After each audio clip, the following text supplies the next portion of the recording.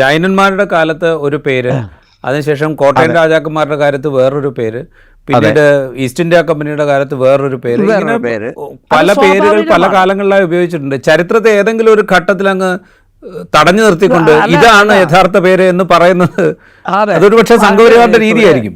സുരേന്ദ്രൻ കോട്ടയം രാജാക്കന്മാരുടെ കാലം വരെയാണ് പിന്തിരിഞ്ഞു നടക്കുന്നത്. അതിന് പുറകോട്ടേക്ക് പോയാൽ സുൽത്താൻ ബത്തേരിയുടെ പേര് ഹെന്നരഡു ബീനി എന്നാണ്. ഞാൻ നേരത്തെ സൂചിപ്പിച്ചതുപോലെ ശ്രാവണ ബൾഗോളയുടെ കാലത്ത് തന്നെ ശ്രാവണ ബൾഗോള, അതായത് പിന്നെ ഉത്തരേന്ത്യയിൽ നിന്ന് പിന്നെ മൗര്യ ഒരു രാജാവ് ഇന്ത്യയിൽ സൗത്ത് ഇന്ത്യയിലേക്ക് ജൈനമതത്തിൻ്റെ പിന്നെ ഭദ്രബാഹു എന്നുള്ള വലിയ ജൈനാചാര്യനോടൊപ്പം സഞ്ചരിച്ചു വരുന്ന കാലത്ത് തന്നെ സ്ഥാപിക്കപ്പെട്ടിട്ടുള്ള ആദ്യത്തെ ഒരു ജൈന സങ്കേതമാണ് സുൽത്താൻ ബത്തേരി. അതുകൊണ്ട് ഇവിടെ 12 മഹാ ജൈന ക്ഷേത്രങ്ങൾ ഉണ്ടായിരുന്നു. അതിൻ്റെ ആർക്കിയോളജിക്കൽ എവിഡൻസ് ഒക്കെ ഇപ്പോഴും അവശേഷിക്കുന്നുണ്ട്. നമ്മൾ ചരിത്രത്തെക്കുറിച്ച് അല്ല പറയുന്നത്. പക്ഷേ ഞാൻ പറഞ്ഞു വന്നത്, ഇത് ഒരു 1000 വർഷം മുമ്പ് വരെയും ഹെന്നരഡ് ബീവി എന്ന പേരിൽ അറിയപ്പെട്ടിരുന്ന രേഖകൾ, ഞാൻ വാസ്തവത്തിൽ ഈ കർണാടക ചരിത്രം പഠിക്കാൻ എനിക്ക് പ്രചോദനമായത് വാസ്തവത്തിൽ ഡോക്ടർ MR രാഘവാര്, ഞാനൊരു സ്കൂൾ വിദ്യാർത്ഥിയായിരുന്ന കാലത്ത് മാതൃഭൂമി ആഴ്ചപ്പതിപ്പിൽ ഈ ജൈൻ ട്രഡീഷൻ സൗത്ത് ഇന്ത്യയിൽ ദക്ഷിണേന്ത്യയിലേക്ക് എങ്ങനെ ശ്രമണ മതങ്ങൾ വന്നു എന്നൊക്കെ അന്വേഷിക്കുന്ന അദ്ദേഹത്തിൻ്റെ ഒരു ദീർഘമായ ഗഹനമായ പഠനത്തിൻ്റെ ഭാഗമായിട്ട് അദ്ദേഹം ഏതാനും ലേഖനങ്ങൾ മാതൃഭൂമി ആഴ്ചപ്പതിപ്പിൽ അക്കാലത്ത് എഴുതി. അപ്പോഴാണ് സുൽത്താൻ ബത്തേരി എന്ന് പറയുന്ന സ്ഥലത്തെ ജൈനക്ഷേത്രങ്ങളെക്കുറിച്ചും വയനാട്ടിലെ ജൈനക്ഷേത്രങ്ങളെക്കുറിച്ച് പൊതുവിലും പറയുന്ന കൂട്ടത്തിലാണ് ഈ പ്രദേശത്തിൻ്റെ പേര് ഹെന്നരഡു ബീവി എന്നാണെന്ന് ഞാൻ ആദ്യമായിട്ട് ആ ഒരു സംഗതിയാണ് വായിക്കുന്നത്. പക്ഷെ അന്നത്തെ നമ്മുടെ പ്രായത്തിൽ അത് ഒരു റിസർച്ച് ഒന്നും ചെയ്യാനൊന്നും പറ്റുന്ന പ്രായമല്ലല്ലോ നമ്മൾ സ്കൂളിൽ പഠിക്കുക. പിൽക്കാലത്ത് ഞാൻ ഈ ചരിത്രത്തിലുള്ള ഒരു താല്പര്യത്താൽ ഞാൻ ഒരു സവിശേഷമായി പഠിക്കാൻ ശ്രമിച്ചത് ഈ ശ്രമണ മതങ്ങളുടെ ദക്ഷിണേന്ത്യയിലെ സംഗതിയും കർണാടകത്തിന്റെ ചരിത്രവും പഠിച്ചപ്പോഴാണ് എനിക്ക് നമ്മളിരിക്കുന്ന സ്ഥലം വാസ്തവത്തിൽ കർണാടക രാജ്യമായിരുന്നു. ഗംഗരുടെയും കദംബരുടെയും കാലത്ത് കർണാടകത്തിന്റെ ഭാഗം എന്നല്ല പറയുന്നത്, കർണാടക രാജ്യമായിരുന്നു. വിജയനഗരത്തിന്റെ കാലത്ത് പോലും, മൈസൂർ വോഡയാറുകളുടെ കാലത്തും ഇത് കർണാടകത്തിന്റെ ഭാഗമായിരുന്നു. ഇത് മലബാറിന്റെ അല്ലെങ്കിൽ കേരളത്തിന്റെ ഭാഗമാകുന്നത് 600 വർഷങ്ങൾക്ക് മുമ്പ് മാത്രം മലബാറിൽ നിന്ന്, ഉത്തര മലബാറിൽ നിന്ന് വയനാട്ടിലേക്ക് കുടിയേറിയ കോട്ടയം കുറുമ്പുറനാട് രാജാക്കന്മാരുടെ കാലത്തോടു കൂടിയാണ് വാസ്തവത്തിൽ ഇവിടെ മലയാളികൾ എന്ന് വിളിക്കാവുന്ന ഒരു സമൂഹത്തിൻ്റെ സാന്നിധ്യം ഉണ്ടായിട്ടുള്ളത്. അപ്പോൾ അവരിവിടെ വരുമ്പോൾ ഇവിടെ ഉണ്ടായിരുന്ന ജൈനക്ഷേത്രങ്ങൾക്ക് അവരെ സംബന്ധിച്ചിടത്തോളം അനാവശ്യമാണ്. അവർ ആരാധിക്കുന്ന ശൈവ ക്ഷേത്രങ്ങളിലോ വൈഷ്ണവ ക്ഷേത്രങ്ങളോ അപൂർവമാണ്. പ്രധാനമായിട്ടും ഇവർ ശൈവരായിരുന്നു കോട്ടയം കുറുമ്പുറനാട് രാജാക്കന്മാർ. അപ്പോൾ അവരിവിടെ വന്ന് ധാരാളം ശൈവക്ഷേത്രങ്ങൾ നിർമ്മിച്ചു. പിന്നെ ഈ കർണാടകത്തിൻ്റെ ഭാഗമായിരുന്ന കാലത്ത് തന്നെ വിഷ്ണുവർദ്ധനൻ്റെ ഒക്കെ കാലത്ത് ഹൊയ്സാല പീരീഡിൽ ധാരാളം വൈഷ്ണവ ക്ഷേത്രങ്ങളും വയനാട്ടിലുണ്ട്. ആ ക്ഷേത്രങ്ങളിലൊക്കെ എന്താ പറയുക, ഈ ജൈനക്ഷേത്രങ്ങളും മറ്റും ജൈനർ ഇവിടുന്ന് പലായനം ചെയ്തതോടുകൂടി അബാൻഡൻഡ് ആവുകയും ആ ക്ഷേത്രങ്ങളാണ് തകർന്നടിഞ്ഞു കിടന്നത്. നമ്മുടെ തമാശ എന്താണെന്ന് വെച്ചാൽ, തകർന്നടിഞ്ഞു കിടക്കുന്ന ഏത് ക്ഷേത്രം കണ്ടാലും അത് ടിപ്പു സുൽത്താൻ തകർത്തതാണ് എന്നാണ് പറയുക. അയാൾ ആകെ 11 കൊല്ലം അധികാരത്തിലുണ്ടായിരുന്നുള്ളൂ. ഈ കേരളത്തിലെ മുഴുവൻ തകർന്നടിഞ്ഞ ക്ഷേത്രങ്ങളും തകർക്കാൻ തന്നെ അത്രയും വർഷങ്ങൾ പോരാ. വാസ്തവത്തിൽ ഓരോ ജനപദങ്ങൾ പോകുമ്പോൾ അവരുടെ ആരാധനാലയങ്ങൾ ഉപേക്ഷിക്കപ്പെടും. അതിന് പിന്മുറക്കാരില്ലാതെ വരുന്ന നൂറ്റാണ്ടുകളോളം കിടക്കുന്ന, അനാഥമായി കിടക്കുന്ന ഒരു കാലത്ത് ഈ ക്ഷേത്രങ്ങൾ തകർന്നടിയും. അങ്ങനെയാണ് ഉണ്ടായിട്ടുള്ളത്. ടിപ്പു സുൽത്താനെ കേന്ദ്രീകരിച്ചുകൊണ്ട് വലിയ തോതിലുള്ള ഒരു വർഗീയവൽക്കരണ നീക്കം കർണാടകത്തിൽ കഴിഞ്ഞ ഒരു BJP സർക്കാരിൻ്റെ കാലത്ത് ഭയങ്കര ശക്തമായി നടക്കുന്നത് നമ്മൾ കണ്ടു. അതിന് മുമ്പേ തന്നെ ഇത് കേരളത്തിലും ഏറിയും കുറഞ്ഞുമൊക്കെ നടന്നിട്ടുണ്ട്. PK ബാലകൃഷ്ണൻ പോലെയുള്ള പുസ്തകങ്ങൾ ഇതെങ്ങനെയാണ്, എന്താണ് യാഥാർത്ഥ്യം എന്ന് നമുക്ക് പറഞ്ഞു തന്നിട്ടുണ്ട്.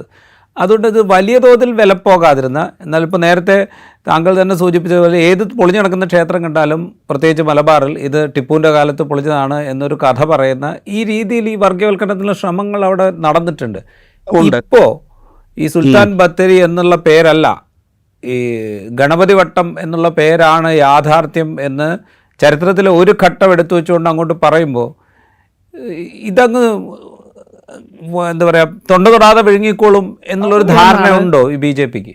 തീർച്ചയായിട്ടും ഉണ്ട്. കാരണം അവരത് ആ ഒരു പ്രൊപ്പഗൻഡയിൽ അവർ പിന്നെ വിജയിച്ചു എന്ന് തന്നെ നമ്മൾ സമ്മതിക്കണം. കാരണം 1970-കളിൽ മുതൽ ഈ ടിപ്പു സുൽത്താനെ ഉത്തരേന്ത്യയിൽ നിന്ന് ചൂണ്ടിക്കാണിക്കാവുന്ന ഇവരുടെ ഒരു പാൻ ഇന്ത്യൻ സംഗതിയിൽ ഈ മുസ്ലിങ്ങളെ ശത്രുക്കളാക്കാൻ നടത്തുന്ന ശ്രമത്തിന്റെ ഭാഗമായി നോക്കുമ്പോൾ ഇന്ത്യയിൽ നിന്ന് സൗത്ത് ഇന്ത്യയിൽ നിന്ന് കിട്ടിയിട്ടുള്ള ഒരു ബിംബമാണ് ടിപ്പു സുൽത്താൻ.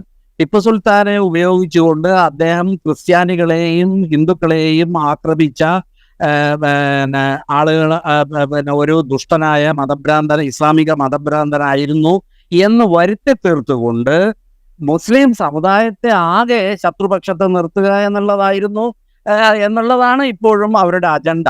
അപ്പൊ ആ അജണ്ടയുടെ ഭാഗമായിട്ട് സുരേന്ദ്രനെയും ഉന്നയിച്ചിട്ടുള്ള സംഗതി ഈ പിന്നെ കണ്ണൂർ ജില്ലക്കാരനായ പിന്നെ ഒരു സാമാന്യ ഒരു പ്രത്യേക വിഷയത്തിലൊന്നും ഗവേഷണമൊന്നും നടത്തിയിട്ടില്ലാത്തൊരു സാധാരണ രാഷ്ട്രീയ നേതാവ് ഈ ഇവിടെ വന്ന് പറഞ്ഞതാണെന്നൊന്നും ഞാൻ കരുതുന്നില്ല. ഇത് അവരുടെ നാഗ്പൂരിലെ അവരുടെ ഈ സംഘപരിവാർ ഐഡിയോളജിയുടെ രൂപീകരണം നടത്തുന്ന, അതിനുവേണ്ടി പ്രവർത്തിച്ചുകൊണ്ടിരിക്കുന്ന പ്രത്യേകം റിസർച്ച് സെല്ല് ന്റെ തന്നെ നിർദ്ദേശത്തോടു കൂടി. അതുകൊണ്ടാണ് നിങ്ങൾ ശ്രദ്ധിച്ചില്ലേ രാജീവ്, ഇത് ആദ്യമായിട്ട് തന്നെ ഈ നാഷണൽ മീഡിയ എന്ന് വിളിക്കപ്പെടുന്ന അർണാബ് ഗോസ്വാമിയുടെയും മറ്റുമൊക്കെ പോലുള്ള ആന്റി സോഷ്യൽ മീഡിയ, ഞാനതിനെ നാഷണൽ മീഡിയ എന്നല്ല വിളിക്കുക, anti national anti social media എന്നാണ് വിളിക്കുക, അതിലാണ് ഇത് പ്ലാൻ ചെയ്തത്. ഈ ആദ്യമായിട്ട് സുരേന്ദ്രന്റെ ഈ പ്രസ്താവന പ്ലാൻ ചെയ്യപ്പെടുന്നത് പിന്നെ റിപ്പബ്ലിക് ചാനലിലാണ്. ഈ ഗോഡി മീഡിയ എന്ന് നമ്മൾ വിളിക്കുന്ന ഇന്ത്യയിലെ ഈ ബാക്കി ഹിന്ദി ചാനലുകളാണ്, ടൈംസ് നൗ ഉൾപ്പെടെയുള്ള ചാനലുകളാണ് ഈ സുരേന്ദ്രന്റെ സംഗതിയെ ആദ്യമായിട്ട് വലിയ ഒരു സംഭവമാക്കി കൊണ്ടുവന്നത്. കാരണം ഇതിന്റെ പിന്നിലുള്ള ഒരു ഗ്രാൻഡ് പ്രോജക്റ്റിലേക്കാണ് അത് ചൂണ്ടുന്നത്. അത് നാഗ്പൂരിൽ നിന്ന് ഡയറക്റ്റ് ആയിട്ട് കൊണ്ടുവന്നിട്ടുള്ള, കേരളത്തിലും ഒരു വർഗീയ ധ്രുവീകരണം മാത്രമല്ല ഒരു വർഗീയ കലാപവും ഉണ്ടാക്കുവാനുള്ള പോസിബിലിറ്റിയെ ആരായുന്ന ഒരു ടെസ്റ്റാണ് അത് നടത്തിയിട്ടുള്ളത്. ഇപ്പൊ നാഷണൽ മീഡിയ എന്ന് നമ്മൾ വിളിക്കുന്ന ഈ ഇംഗ്ലീഷ് മീഡിയ ഇത് നിരന്തരം കൊടുത്തുകൊണ്ടിരിക്കുമ്പോൾ സ്വാഭാവികമായി ഇപ്പൊ രാജീവിന് പോലും അത് ആ വിഷയം ചർച്ച ചെയ്യേണ്ടി വരുന്നു. കാരണം നമുക്ക് അതിനെ തമസ്കരിക്കാൻ പറ്റില്ല. ഈ നടക്കുന്ന അതിന്റെ വാസ്തവം എന്താണെന്ന് പറയാനെങ്കിലും നമ്മൾ ശ്രമിക്കേണ്ടി വരും. അപ്പൊ അവരെ സംബന്ധിച്ചിടത്തോളം അവരുടെ അജണ്ട 50% ജയിച്ചു കഴിഞ്ഞു. ഇപ്പോൾ തന്നെ ഗണപതി വട്ടം എന്ന പേര് ഒരു പിന്നെ ഇസ്ലാമിക അധിനിവേശകൻ വന്നിട്ട് പിന്നെ ഒരു ഹിന്ദുക്കളുടെ പരമ്പരാഗതമായ ഒരു ആരാധനാലയത്തെ അടിച്ചു തകർത്ത് സ്വന്തം പേരിട്ടു എന്നൊക്കെയുള്ള ഇങ്ങനെ ഒറ്റവാചകത്തിൽ പറഞ്ഞു പോകുന്ന യാതൊരു ചരിത്രത്തിന്റെ ആലംബങ്ങളും തെളിവുകളും ഇല്ലാത്ത കേവല പ്രസ്താവനകളെ കൊണ്ട് അങ്ങനെയാണ് സംഘപരിവാർ അത് ഇത്രയും കാലം പ്രവർത്തിച്ചുകൊണ്ടിരിക്കുന്നത്, ഇപ്പോഴും പ്രവർത്തിക്കുന്നത്. ഇപ്പൊ ഞാൻ പറയാം, ഈ കഴിഞ്ഞ ദിവസം ഞാൻ യാദൃച്ഛികമായിട്ട്, ഞാൻ ടെലിവിഷൻ്റെ ഒരു സ്ഥിരം പ്രേക്ഷകനല്ല, നമ്മുടെ സുഹൃത്തുക്കളൊക്കെ പ്രവർത്തിക്കുന്ന ചില ചാനലുകൾ കണ്ടുകൊണ്ടിരിക്കുക. അപ്പൊ ഞാൻ ഈ റിപ്പോർട്ടർ ചാനൽ, എന്തിനു പേര് മറച്ചു വയ്ക്കണം, റിപ്പോർട്ടർ ചാനൽ കണ്ടുകൊണ്ടിരിക്കുമ്പോൾ അതിലെ ഒരു പെൺകുട്ടിയോ സ്ത്രീയോ ഇങ്ങനെ അവരുടെ ഒരു എഡിറ്റർമാരുടെ ചർച്ചയിൽ അധിനിവേശകനായ ടിപ്പു സുൽത്താൻ എന്നെ നിങ്ങൾ എന്തിന് എന്നെ പ്രശംസിക്കണമെന്ന്. നമ്മൾ ടിപ്പു സുൽത്താനെ പ്രശംസിക്കുന്നത് എന്നോടല്ല കേട്ടോ ചോദിച്ചത്, അവർ തമ്മിൽ നടക്കുന്ന ചർച്ച. അപ്പോ ബ്രിട്ടീഷുകാർ എഴുതിയ ചരിത്രം വായിച്ച് അതാണ് ശരിയെന്ന് സ്ഥാപിക്കാൻ ശ്രമിക്കുന്ന ഈ നമ്മുടെ ജേർണലിസ്റ്റുകളും ഈ സംഘപരിവാർ രാഷ്ട്രീയക്കാരും ടിപ്പു സുൽത്താനെയും അധിനിവേശകൻ എന്നാണ് വിളിക്കുന്നത്. ടിപ്പു സുൽത്താൻ എങ്ങനെയാണ് അധിനിവേശകനാകുന്നത്? ടിപ്പു സുൽത്താൻ ഇന്ന് ബാംഗ്ലൂർ എയർപോർട്ട് ഇരിക്കുന്ന സ്ഥലത്ത് കർണാടക മാതൃഭാഷയായിട്ടുള്ള ഒരു പിതാവിൻ്റെയും മാതാവിൻ്റെയും മകനായി ദേവനഹള്ളി എന്ന് പറയുന്ന കർണാടകത്തിലെ ഒരു ഇന്നത്തെ ബാംഗ്ലൂർ റൂറൽ ഡിസ്ട്രിക്റ്റ് എന്ന് വിളിക്കുന്ന സ്ഥലത്തുള്ള ദേവനഹള്ളിയിൽ ജനിച്ചു വളർന്ന് കന്നഡയിൽ പഠിച്ച് പേർഷ്യനിലും മറ്റും ഉറുദുവിലും മറ്റും ഉപരിപഠനം നടത്തുകയും ചെയ്തിട്ടുള്ള ഒരു തദ്ദേശീയനായ ഭരണാധികാരിയാണ്. അദ്ദേഹം അധിനിവേശകരായ ബ്രിട്ടീഷുകാരോട് പോരാടുകയാണ് ചെയ്തത്.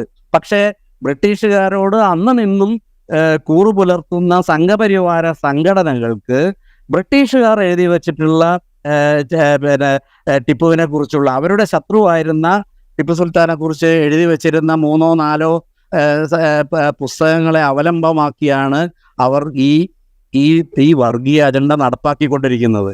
ഈ ടിപ്പു സുൽത്താനെ കുറിച്ച് നമ്മുടെ ചരിത്രകാരന്മാർ പോലും സാധാരണക്കാർക്ക് അക്കാഡമിക് രംഗത്ത് അവർ തമ്മിലുള്ള സംവാദങ്ങൾ, വലിയ അന്താരാഷ്ട്ര സെമിനാറുകളിൽ പേപ്പറുകൾ, അതൊക്കെ ധാരാളം ഇന്ത്യയിലെ സ്കോളേഴ്സും ചെയ്യുന്നുണ്ട്.